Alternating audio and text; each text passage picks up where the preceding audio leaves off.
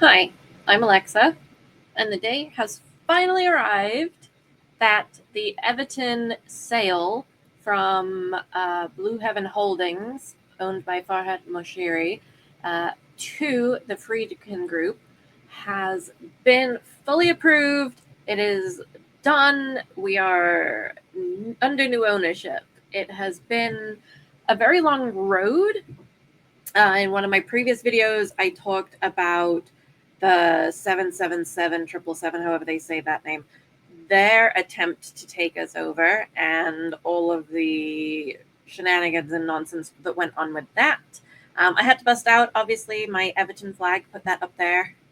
It's normally over here where I can actually see it in front of me most of the time, but this is an Everton video. I'm excited about it. I am cautious because a takeover new ownership does not automatically mean success. And we, as Everton fans, know this. It has been, a decade of Moshiri, and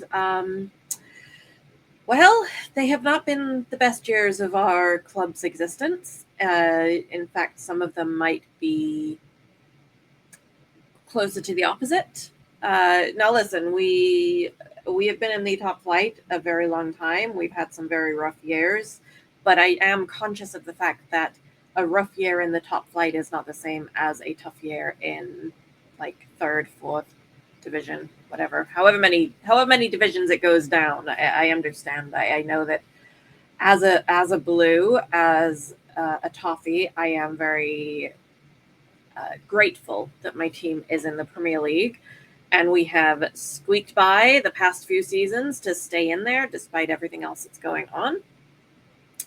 We are actually in a really good spot. If we could start getting the on-field results that we need, we have this phenomenal world-class, best of the best stadium that is almost ready. Considering it's taken several years to get to this point, the remaining amount of time is not very long at all. We will be playing there next season, and that starts next August. So we're about roughly halfway through the current season, a little bit less, and we have several really tough games this month, but they continue into January. A lot of our top flight, top of the table competitors, we seem to just have. I think someone did the analysis, and we play 9 out of 10 of the top 10 out of 20 teams in between December and January. That's pretty insane to constantly have to play at that higher level. And unfortunately, we know that the discrepancy in funding and ownership and rosters, it does make a difference. And there are teams that are sort of generally at the top of the league, and they are generally harder to play. Although Everton kind of does this opposite thing where we play to our opponent's level. So sometimes we go out there expecting to be like completely obliterated by whoever's in the top position or second in the league at the moment, and we beat them, and it's insane.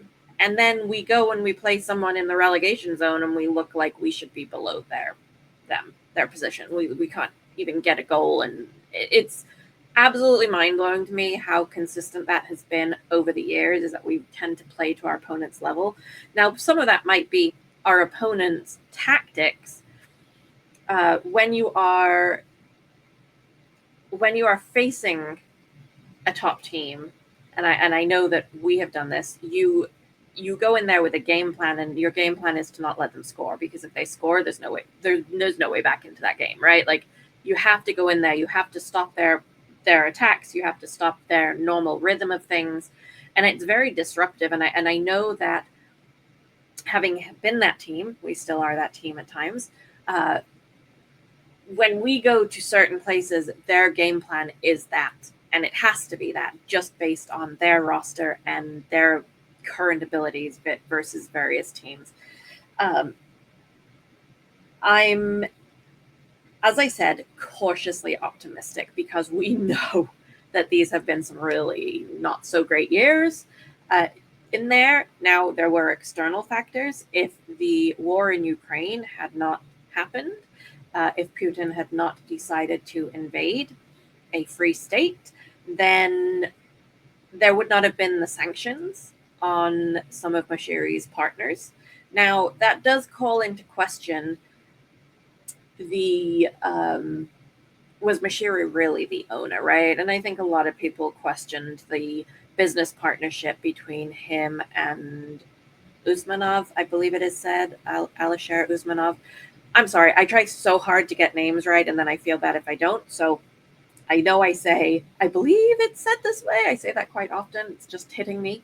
But the point is, our names are important. And listen, if we can say some of these, the former governor of California, Arnold Schwarzenegger, if you can say his name, you can learn basically anyone's name, right? Like, total sidetrack. Sorry. Anyway, the partnership between Mashiri and Usmanov was very like, well, is Mashiri really the owner, right? Like, he is, but then all of these deals and sponsorships and whatnot, like I believe our training ground naming rights was like paid for by Usmanov's companies, so on and so forth, like all these various things.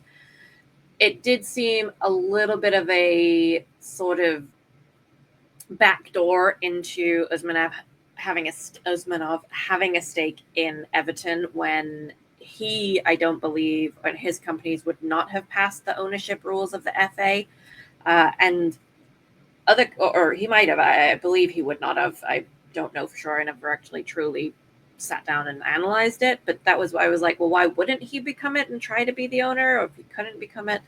But we know that I want to say it was Chelsea was forced to, the owners of Chelsea were forced to sell. So we would have, even if he was the owner, we would have been in the same situation of forcing a sale when the sanctions came up out after the war. And it was really those sanctions and the loss of those deals that, for better or worse, they were running our books very, very close, which a lot of businesses do. And that one issue of losing those sponsorships, and so many of those sponsorships, this wasn't just one sponsorship, the naming rights there, or this, that, the other. There was so many multiple things that were being sponsored by Usmanov that losing them all, it was a scramble to try and find replacements. And of course, when people come in and know you need money desperately, they're in a bargaining position of power to potentially not pay as much, right? And maybe we were being given more than we probably were worth by Usmanov. That seems to be what happened. So here we are. That's a bunch of the history in my completely sort of stream of consciousness way of thinking about it. But we know that, he's built this stadium. He has kept us in the Premier League. There is a lot of I guess vitriol from fans, and I get it, I understand it. They feel that he has done the performances on the pitch. At the end of the day, all the other stuff is going to be is gravy. The performances have to be there, and when the performances are not there, and then to hear all of the other stuff where he was like overriding the coach, the manager would want players, and or like saying, no, don't trade for that person, we don't want them, and he'd do it, and he would spend ridiculous money on transfers, and then we'd literally never have them play for us. It does feel like there was a fine line of, if we'd had stuff on the pitch winning, yes, it would have been a little less discontent, but there was certainly stuff going on that I don't think Everton fans would have been maybe as vocally unhappy about, but I don't think they would have been as happy even if they had been winning on the pitch. So we know, based on all of this, for the past at least somewhere around a decade, I forget exactly what year he bought Bill Kenwright's stake, or the majority of it. We know that a new owner doesn't mean instant glory and success. We know that throwing money at a problem doesn't always fix the problem. And we know that there needs to be a steady, responsible guiding of the product on the pitch. The rest of the stuff does seem to be in a decent situation. The new stadium is almost finished, which is amazing because that will be another revenue stream, which will ease up a lot of the issues.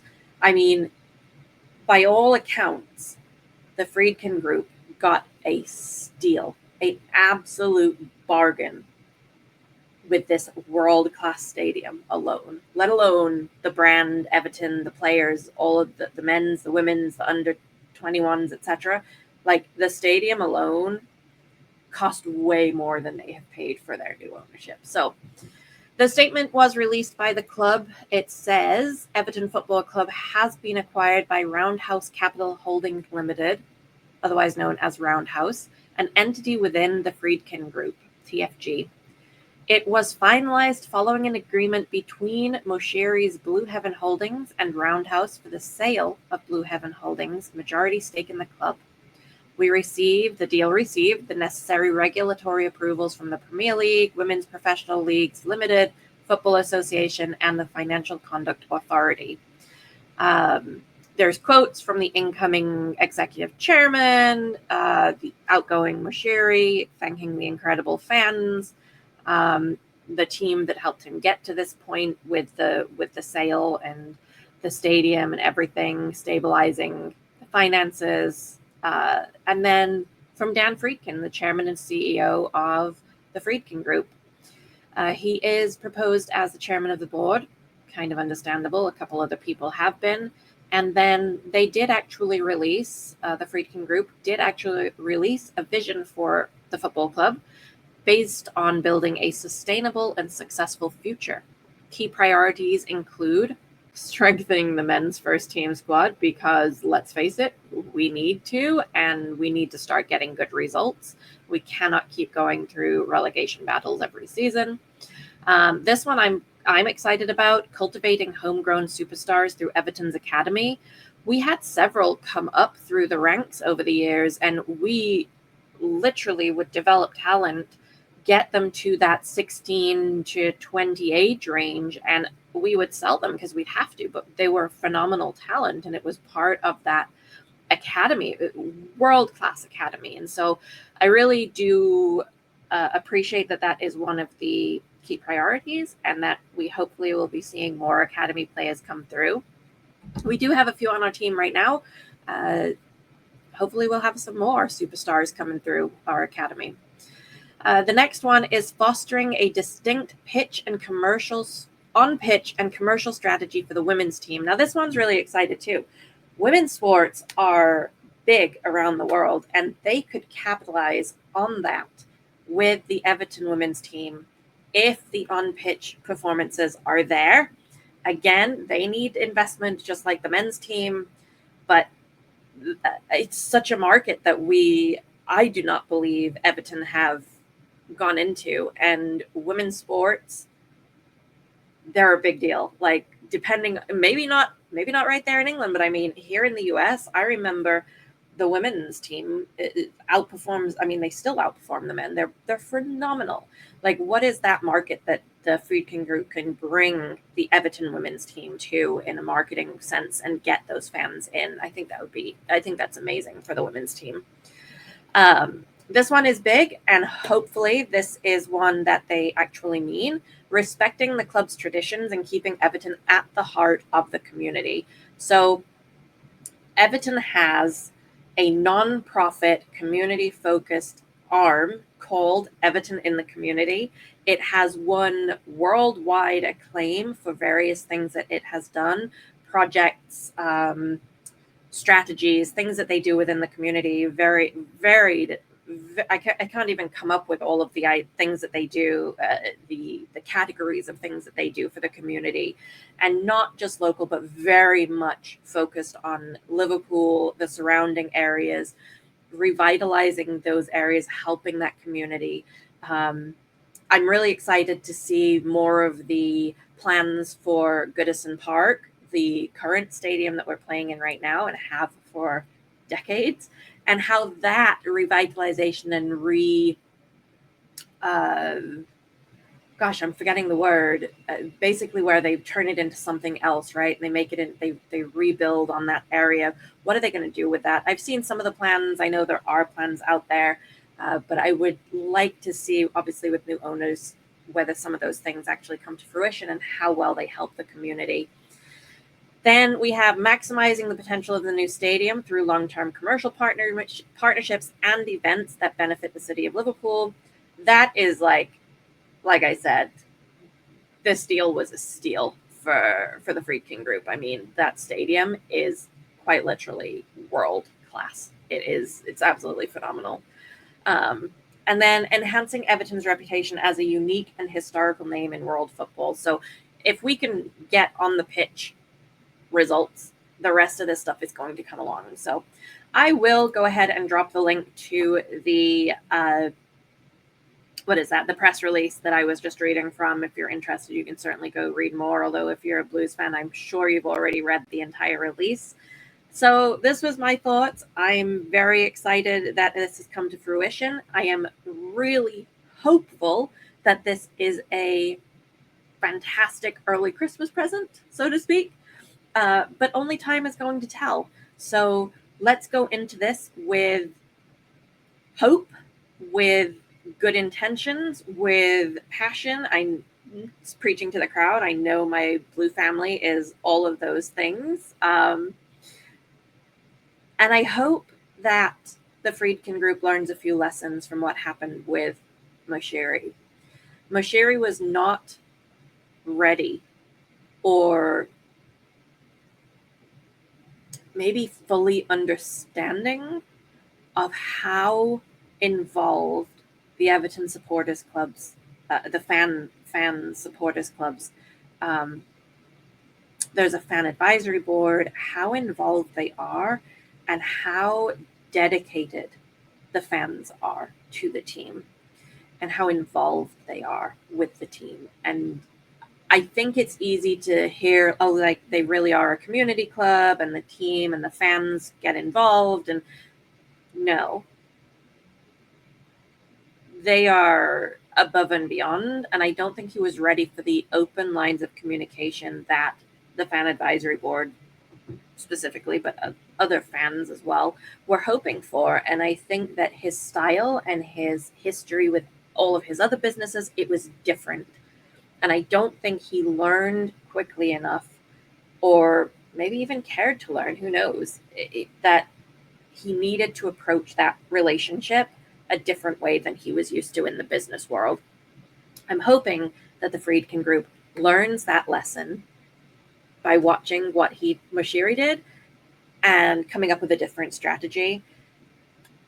I am hopeful.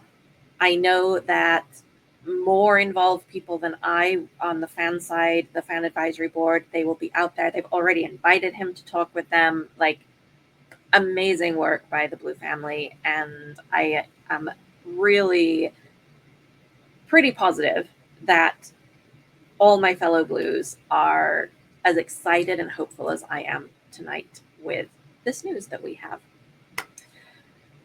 Let's hope that we start getting some of those wins on the pitch. As always, if you made it this far, thank you. Drop a like, subscribe. Let me know your thoughts. If you're a Blues fan, like, what do you think of this takeover?